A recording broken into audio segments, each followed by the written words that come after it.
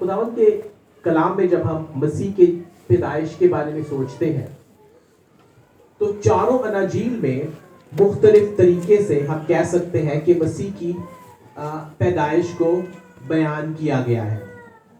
For example اگر ہم چاروں اناجیل کی بات کرتے ہیں، متی کی بات کریں، مرکز کی بات کریں، لوک کی بات کریں، لوکا کی یا یوحنا کی. متی کی انجیل میں ہم دیکھتے ہیں خداوند یسوع مسیح کو بادشاہ کے طور پر یہودیوں کے بادشاہ کے طور پر بیان کیا گیا ہے. مرکز کی انجیل میں خداوند کے خادم کی طرح بیان کیا گیا ہے. لوکا کی انجیل میں اس کو سن آف مین، ابن آدم کے فارم میں بیان کیا گیا ہے. اور یوحنا کی انجیل میں اس کو سن آف گاڈ یعنی خداوند کے بیٹے کی طرح بیان کیا گیا ہے. اسی طرح جب ہم مسیح کی پیدائش چاروں اناجیل میں دیکھتے ہیں یا نظر نہیں آتی، so one of the things we will see کہ ان کی پیدائش کو بھی اسی طریقے سے بیان کیا گیا. فار ایگزامپل اگر ہم متی کی انجیل کی بات کریں، ابھی بچوں نے بھی بڑا اچھا پیش کیا کہ متی کی انجیل میں فوکس کس چیز پر کیا گیا ہے؟ مسیح کی پیدائش پہ، ان نبوتوں پر جو کی گئی تھی. فار ایگزامپل یسایا نبی کی کتاب کی نبوت میں جو ہمیں ملتا ہے، دیکھو ایک کنواری حاملہ ہوگی. اس طرح میکا کی کتاب میں بھی جو ملتا ہے کہ خداوند یسوع مسیح بیت لحم میں پیدا ہوں گے، یہ سب ہمیں متی کی انجیل میں ملتا ہے. تو ہم دیکھتے ہیں کہ متی کی انجیل میں اگر ہم مسیح کی پیدائش کے بارے میں بات کریں تو ان کو اس طریقے سے بیان کیا گیا ہے جیسا پرانے عہد نامے میں بیان کیا گیا تھا کہ یہودیوں کا بادشاہ آئے گا. اب ہم مرکز کی انجیل میں دیکھیں تو آپ کو پتہ ہے کہ وہاں پر جو مرکز کی انجیل شروع ہوتی ہے وہاں پر ہم جان دی بیپٹسٹ کی منسٹری کے بارے میں دیکھتے ہیں.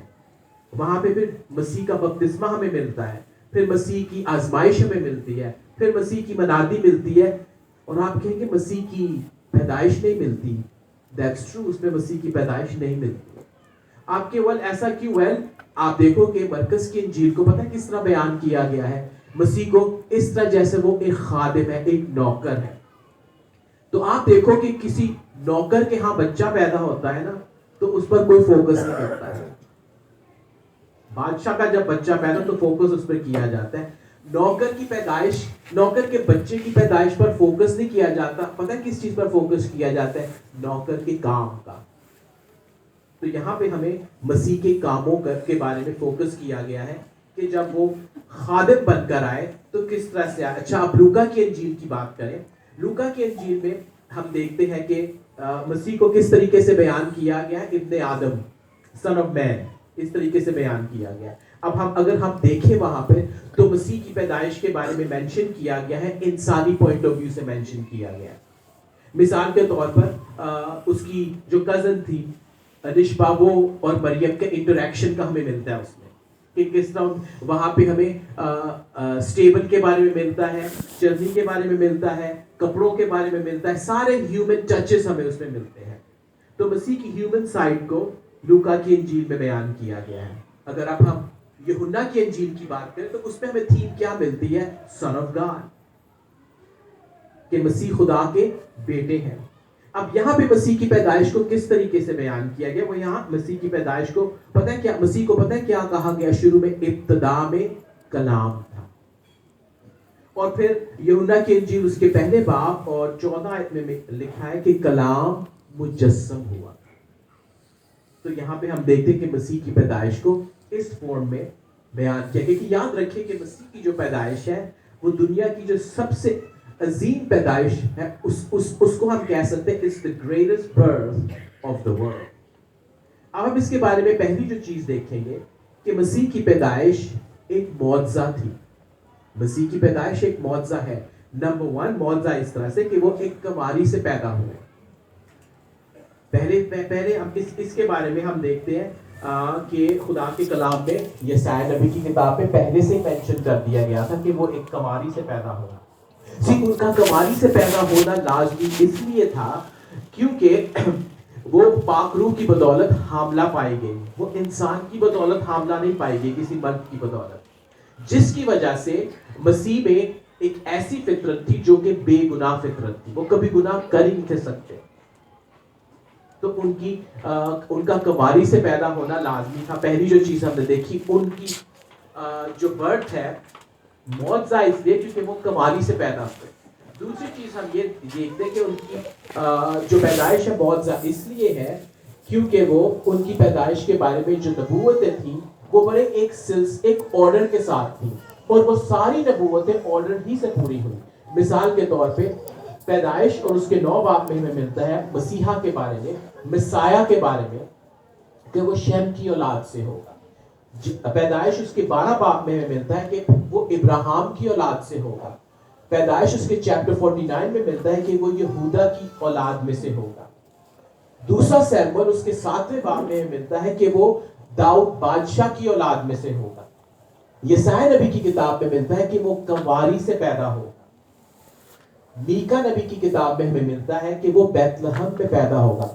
अब जब हम मरियम पर गौर करते हैं तो शेम के घराने से है, इब्राहिम के घराने से है, यहूदा के घराने से है, दाऊद बादशाह के घराने से है। अगर हम इसके खानदान पर गौर करें, यूसुफ के घराने पर भी गौर करें। अब ये कमारी भी हामला हो गई है, लेकिन एक प्रॉब्लम है, अभी वो बैतलहम में नहीं है, याद है वो नासरत में है। फिर आपको याद है क्या हुआ कि कैसर अगस्तस की तरफ से क्या हुआ, ऐलान किया गया कि सारे लोग अपने नाम लिखवाने के लिए क्या कहा जाए, अपने अपने आबाई खानदान जहां के वो पैदा हुए वहां जाए। अब मरियम और यूसुफ कहां के थे, बैतलहम के थे। So here's what I want you to से, मुआवजा इस तरीके से है कि ये सारी बातें ऑर्डर से पूरी हुई, लेकिन वो वहां नहीं थी, लेकिन खुदा ने उसका रास्ता भी खोल दिया ताकि वो बैतलहम जा सके। और कलाम में क्या लिखे कि जब वो बैतलहम में थे तो उसके वजह हमल का वक्त आ गया। तो ये जो नबूवत थी खुदा ने इसको भी पूरा कर दिया। हर चीज को खुदा ने क्या है, ऑर्डर के साथ किया है। तो मसीह की पैदाइश एक मुआवजा है क्योंकि वो कमारी से पैदा हुए और तमाम नबूवतें जिस ऑर्डर में लिखी गई थी उसी ऑर्डर में हर एक पूरी हो गई। दूसरी चीज हम देखेंगे मसीह की पैदाइश के बारे में कि मसीह की पैदाइश का एक मतलब है। मसीह की पैदाइश का एक मतलब है, और ये हम देखेंगे मत्ती के इंजील उसका 1 बाब और उसकी 22 आयत में देखेंगे। देखिए क्या लिखा है। ये सब इसलिए हुआ कि जो खुदावंद ने नबी की मुआरफत कहा था पूरा हो। देखो कुंवारी हामला होगी और बेटा जनेगी और उसका नाम इमानुएल रखेंगे, जिसका तर्जुमा है खुदा हमारे साथ। God is with us। खुदावंद अब इंसान की सूरत लेकर इस दुनिया में आ गए। मैं और आप खुदा के पास नहीं जा सकते थे। मैं और आप चूंकि गुनाहगार हैं, गुनाह से भरे हुए हैं, खुदावंद पाक है, हम उनके पास जा ही नहीं थे सकते।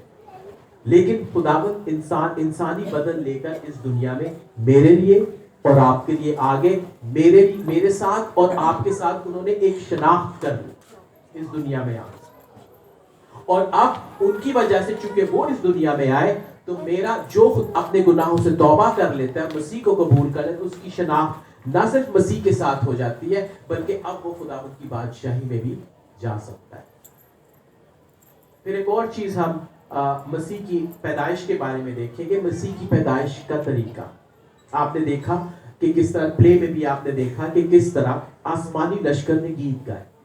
आपने देखा कि जो मजूसी है वो भी आए। आपने ये भी देखा कि चरवाहे हैं वो भी आए। तो सारे ये लोग आते हैं, लेकिन एक चीज हम देखते हैं लूका के इंजील उसके 2 बाब और उसकी 7 आयत में कि उसके वास्ते सराय में जगह ना। जब हम मसीह की पैदाइश के बारे में पढ़ते हैं तो ये बड़ा एक अफसोसनाक स्टेटमेंट हमें मिलता है कि उसके वास्ते सराय में जगह ना थी। आपको पता है आज भी बहुत सारे लोगों के दिलों में मसीह के लिए कोई जगह नहीं है। मसीह की पैदाइश की खुशियां मनाते हैं, डेकोरेशंस करते हैं, घरों को पेंट करते हैं, प्रोग्राम्स में जाते हैं, पार्टिसिपेट भी करते हैं, लेकिन उनकी जिंदगी में रोजमर्रा की जिंदगी के लिए मसीह उनको नहीं चाहिए। उनको सिर्फ मसीह पता है कब चाहिए, जब वो किसी क्राइसिस से गुजर रहे हो, जब वो कोई खानदान में अचानक से बीमार हो जाए, जब अचानक से पैसे नहीं है, जब अचानक से जॉब छूट जाती है, जब अचानक से एक प्रॉब्लम के बाद अब हमें ऑल ऑफ अ सडन खुदावंद की जरूरत। अदर देन दैट हमें हमारे लिए कोई जगह नहीं है। फिर और चीज हम देखेंगे, ना सिर्फ मसीह की जो पैदाइश है एक मौजज़ा है, हमने मसीह की पैदाइश के मतलब को भी देखा, ان کے طریقے کو بھی دیکھا، اور اب ہم ایک اور چیز دیکھیں گے کہ مسیح کی پیدائش کی وجہ دیکھیں گے۔ مرکز کی انجیل اس کے 10 باب اور اس کے 45 آیت میں یوں لکھا ہے، کیونکہ ابن آدم اس لیے نہیں آیا کہ اس کی خدمت کی جائے، بلکہ اس لیے کہ خدمت کرے اور اپنی جان بہتوں کے لیے فدیہ میں دے۔ تو مسیح کی پیدائش کا وہ پتہ کیوں آئے تھے؟ وہ مرنے کے لیے آئے تھے، وہ میرے گناہوں کے لیے مرنے کے لیے آئے تھے، آپ کے گناہوں کے لیے مرنے کے لیے آئے تھے، فار آور سنز، ہمارے گناہوں کے لیے۔ کسی نہ کسی کو مرنا تھا، اور وہ وہی مر سکتا تھا جو بے گناہ ہے، جس نے آج تک گناہ نہیں کیا۔ چونکہ وہ کماری سے پیدا ہوئے اور انہوں نے کوئی گناہ نہیں کیا، ان میں گناہ والی فطرت تھی نہیں، اس لیے جب انہوں نے اپنی جان دی، جس کی وجہ سے کیا ہے کہ میرے اور آپ کے گناہ، اگر آپ نے اپنے گناہوں کا واقعی خداوند سے اقرار کیا ہے، اپنے گناہوں سے واقعی توبہ کی ہے، تو انہوں نے پتہ ہے کہ آپ کو ایک نئی زندگی عطا کی ہے۔ تو مسیح کی پیدائش کی وجہ ہم دیکھیں گے، اور آخر میں جو ہم دیکھیں گے مسیح کی پیدائش کا پیغام۔ متی کے انجیل اس کے پہلے باب اور 21 آیت میں یوں لکھا ہے، وہ بیٹا جنے گی اور تو اس کا نام یسوع رکھے گا، کیونکہ وہ اپنے لوگوں کو ان کے گناہوں سے نجات دے گا۔ خداوند یسوع مسیح ہے جس کی بدولت آج گناہ گار انسان کا ملاپ خداوند سے ہو سکتا ہے۔ یہ ہے ان کی پیدائش کا میسج، ان کی پیدائش کا پیغام۔ ہم نے خداوند کے کلام میں سے دیکھا ان کی پیدائش کیسے ایک معجزہ ہے، ان کی پیدائش کے مطلب کو دیکھا، ان کی پیدائش کے طریقے کو دیکھا، ان کی پیدائش کی وجہ کو دیکھی، اور ان کی پیدائش کے پیغام کو دیکھا۔ اب سوال یہ ہے کہ اگر آپ کا آج آخری دن ہے تو کیا آپ خداوند کی بادشاہی میں جائیں گے؟ کیا آپ کے پاس یہ کانفیڈنس ہے؟ اب کہ وہ میں نے بڑے اچھے کام کیے ہوئے ہیں، وہ میں نے بپتسمہ لیا ہوا ہے، میں فلانے چرچ کا ممبر ہوں، تو اس وجہ سے میں خدا کی بادشاہی میں چلا جاؤں گا، وہی آپ کی غلط سوچ ہے اگر آپ کا یہ خیال ہے۔